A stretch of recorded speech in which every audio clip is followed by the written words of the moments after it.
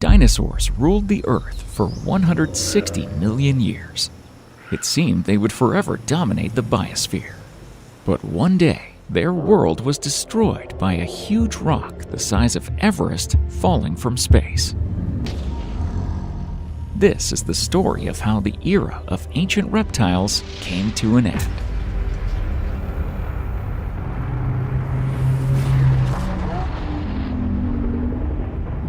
The last day of dinosaurs.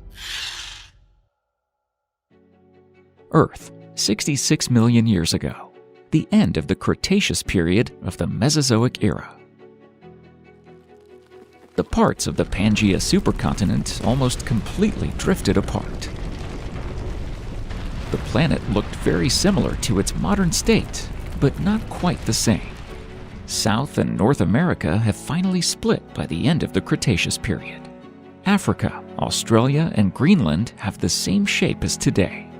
At the same time, the outlines of Europe and Asia were just starting to form. The mountain ranges of Siberia, Mongolia, the Andes, and the Cordillera, the continents were actively emerging. The Cretaceous period lasted 79 million years and became the longest period of the Mesozoic era.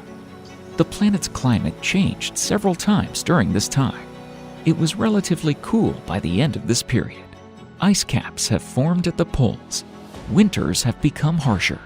In some places, the temperature dropped below -10 degrees Celsius and as low as -45 degrees Celsius in Alaska. But still, the world was warmer than it is now.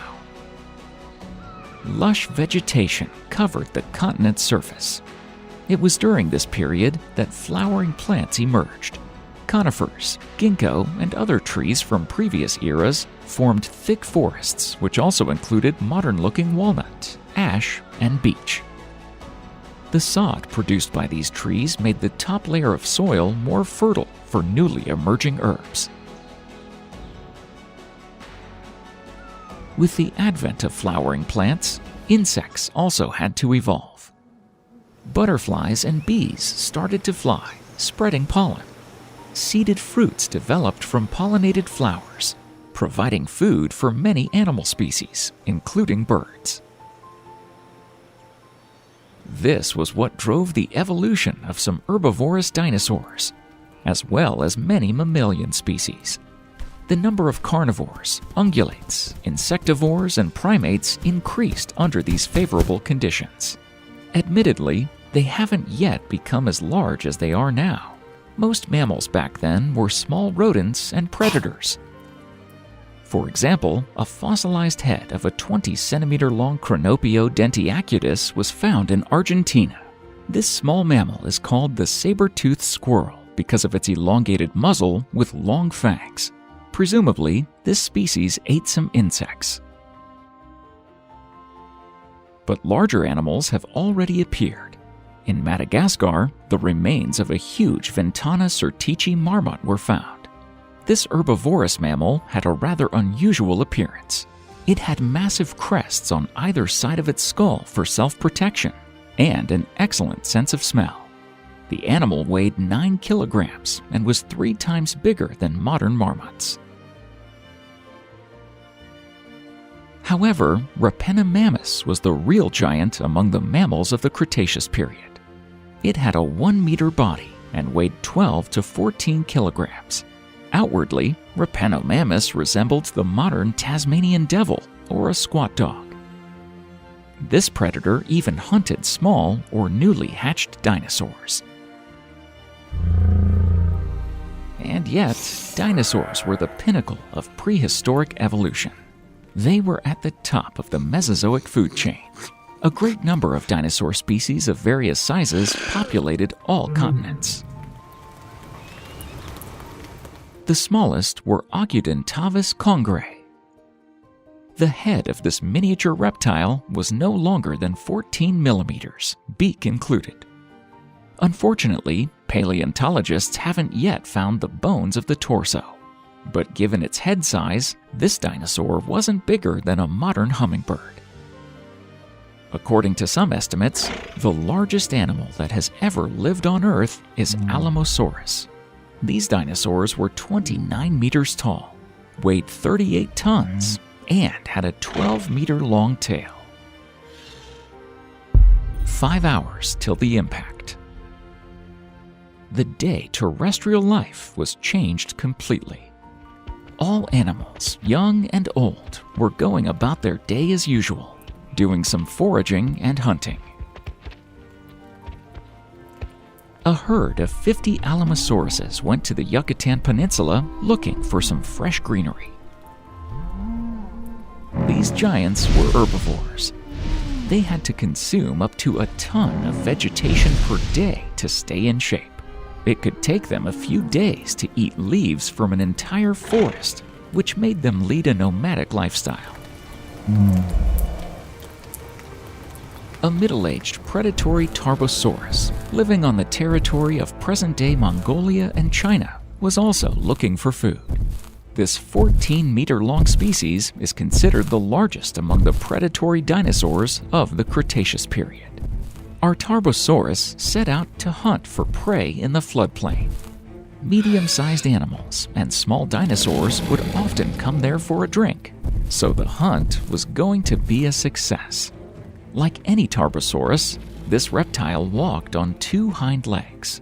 Its 2-fingered forelimbs were disproportionately small relative to the rest of the body, and yet they were very helpful in holding the prey or catching fish with long claws. Tarbosaurus's main weapon, though, was about 6 dozen of long, sharp teeth, reaching up to 85 millimeters. 3 hours till the impact. Meanwhile, one adult Pachycephalosaurus was also going about his day in North America.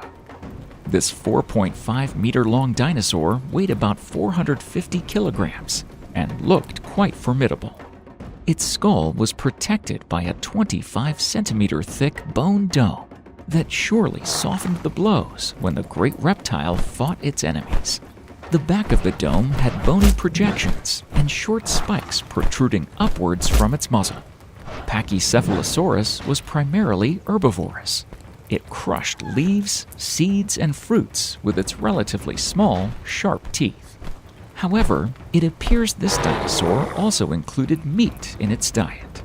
It ate small amphibians, shellless animals, mammals, perhaps even newly hatched dinosaurs. On this day, our Pachycephalosaurus got closer to the ocean, where it found many trees with nutritious seeds. It could also eat plenty of huge ammonite mollusks, lizards, and other critters in small lagoons. Meanwhile, a female Ankylosaurus went into the forest to grab some lunch in western North America. She was guiding 4 newly hatched cubs. This reptile looked like a nightmarish chimera. It reached the size of a rhinoceros or even an adult African elephant. The body of this tetrapedal monster was covered in powerful bone armor, and it had a massive club-like knob on its tail. But despite its intimidating appearance, Ankylosaurus was a harmless herbivore. The mother with the cubs didn't seek to kill anyone with her club. The tail served to protect against predators and cannibal reptiles. And so, being protected by their mother's formidable tail, the family went into a thick forest near the newly formed Rocky Mountains. 2 hours till the impact. Meanwhile, young reptiles had a real massacre in North America, hundreds of kilometers away from the site of impending disaster. Some absent-minded Carnotaurus wandered into the territory of the Tyrannosaurus rex and didn't notice the owner in time. At the speed of up to 50 kilometers per hour, Carnotaurus could easily run away from its opponent, who can only run at 40 kilometers per hour. But the T-Rex came into view too unexpectedly. The intruder's smell gave it away a while ago. T-Rex had an excellent sense of smell compared to other dinosaurs, And in terms of eyesight precision, even a hawk might be jealous of this predator. In addition, the reptile's vision was binocular. Its eyes could look in different directions, and then the input from each eye was combined to create a single visual image. This enabled the dinosaur to accurately determine the distance to its prey. And so, the T-Rex furiously attacked the enemy to protect its territory and get a delicious meal at the same time. You see, this dinosaur never missed a chance to enjoy the flesh of its own kind. It was up to Carnotaurus now to fight back. If we saw this fight and had to take a bet, everyone would put their money on the T-Rex. The Carnotaurus had no chance. The weight difference was huge. Tyrannosaurus weighed up to 6.8 tons and outweighed Carnotaurus by almost 5 tons. Its muscle mass, and therefore strength, was multiple times greater. Even with its horn-like projections above the eyes, the Carnotaurus had no chance to fight off the T-Rex's super powerful jaws.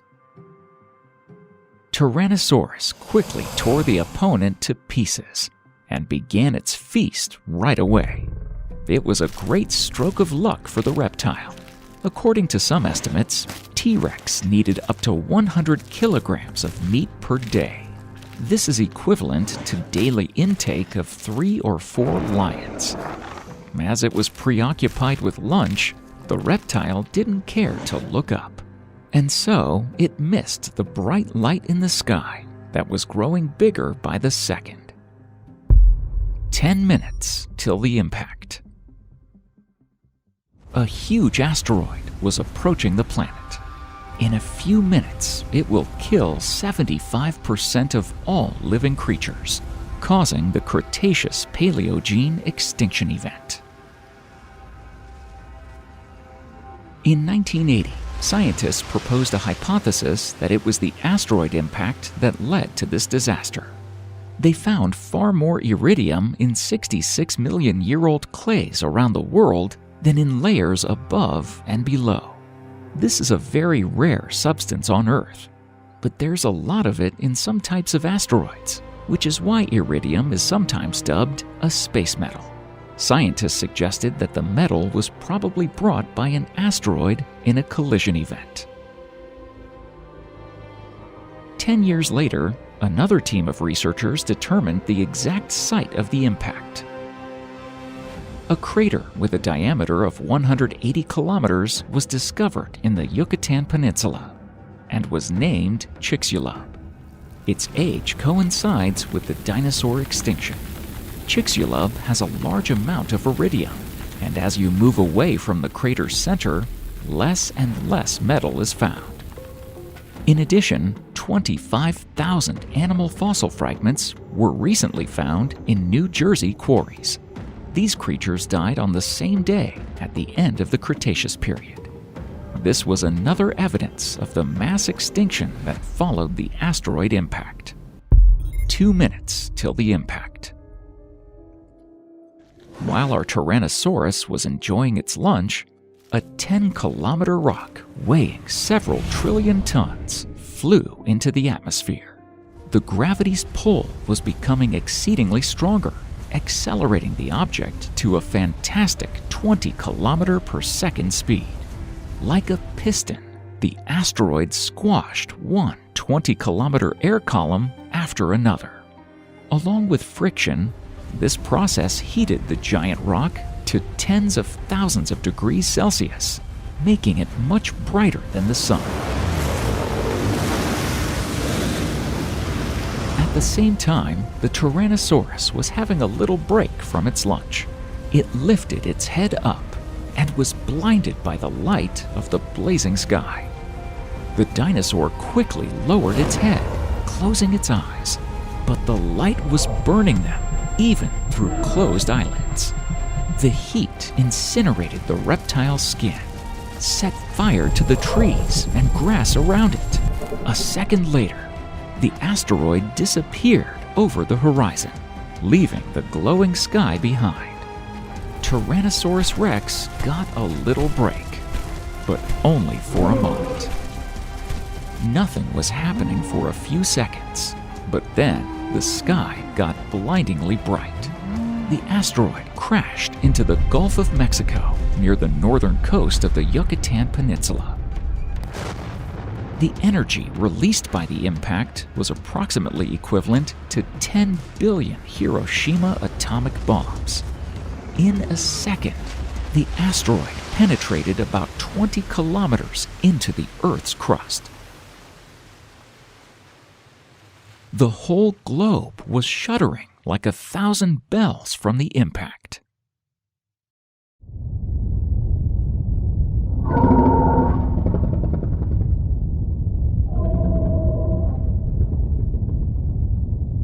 To put this into perspective, a relatively recent Krakatoa volcano eruption caused half of a crew member's eardrums to rupture on one of the ships 70 kilometers away. The asteroid's impact was 1,000,000 times more powerful. Furthermore, shockwaves rushed in all directions, faster than the speed of sound right after the collision. They were so strong that they skinned animals alive, lifted them up into the air, swirled them around, and crushed everything even hundreds of kilometers away from the crater. The heaviest dinosaurs flew like balloons. The T-Rex sustained a severe concussion and died in an instant. Immediately, the shockwave lifted its body up into the air for several seconds. The wave continued to spread, going a few times around the globe. But even before killing the T-Rex, the asteroid destroyed the herd of Alamosauruses that we saw previously. Animals were grazing right next to where the infernal rock fell. Dinosaurs couldn't escape the unthinkable heat. It burned everything to the ground, turning animal bones to ashes. Meanwhile, the female Ankylosaurus with her 4 babies was peacefully eating leaves in the forest. They were hundreds of kilometers away from the impact site. However, they died even before the Alamosauruses. The red-hot asteroid caused huge fires while passing through the atmosphere. One of them broke out where a family of ankylosaurs were grazing. The fire instantly incinerated the forest, leaving the reptiles no chance to survive. The asteroid also knocked out 15 trillion tons of rock from the planet and sent it high into the sky. A small portion flew into outer space, while the remaining part, including house-sized boulders, began to fall back from orbit. At the same time, glass rain started. It was raining hot 5-millimeter rock balls. The stone hail and the scorching rain have killed innumerable animals. However, the Pachycephalosaurus, who was hunting near the ocean in North America, was lucky. It didn't die from fires and boulders falling from the sky. But a bit later, when a gigantic 100-meter tsunami rose from the ocean. To get some idea about its scale, consider the devastating tsunami in Japan of 2011. Those waves were barely 10 meters high. Nonetheless, almost the entire island state incurred losses. But the giant tsunami caused by the asteroid impact went thousands of kilometers deep into the land. It flooded almost the entire territory of the future USA. Wave traces have even been found in North Dakota. One of these waves took the Pachycephalosaurus under, dragged its body into the ocean, and buried it in the abyss. The area of modern Mongolia. Just then, an elderly Tarbosaurus was looking for a prey. Here, 15,000 kilometers from the explosion epicenter, hundreds of dinosaur species still roamed wooded areas. Meanwhile, the disaster was getting closer by the minute. The asteroid impact triggered a series of terrible earthquakes, measuring up to 11.2 points. The tremors were about 50 times stronger than any earthquake known to humanity. The most powerful Great Chilean earthquake of 1960 had a 9.5 magnitude. Increasing this number by 1 point would mean 30 times more powerful energy release. The planet was shaking so hard that all the volcanoes woke up and began to erupt. About 70 billion tons of pulverized stones, soot, ash, and carbon monoxide rose up as a result of eruptions. Then they began falling back into the atmosphere. Their friction against the air caused enormous temperature increase. A huge hot cloud of dust stormed across the planet, burning everything in its path. It was approaching Mongolia at a speed of 18,000 kilometers per hour. The temperature here rose to 150 degrees Celsius an hour and a half after the impact. All living creatures died. Or rather, almost all creatures. Our Tarbosaurus and several other animals managed to escape by hiding in an underground cave. They could hide out here while the killer cloud passed by. Soon, the temperature began to drop. This was followed by acid rain flooding the Earth, because several 100 billion tons of sulfur compounds were being thrown into the troposphere along with other rocks. For weeks, sulfuric acid was pouring from the sky all over the planet. It poisoned the soil and water bodies. A dense blanket of dust, ash, and soot wrapped around the planet after volcanic eruptions, not letting any light and heat in. Even at noon, it was as dark as at night. The temperature dropped by 28 degrees Celsius. Impact winter set in.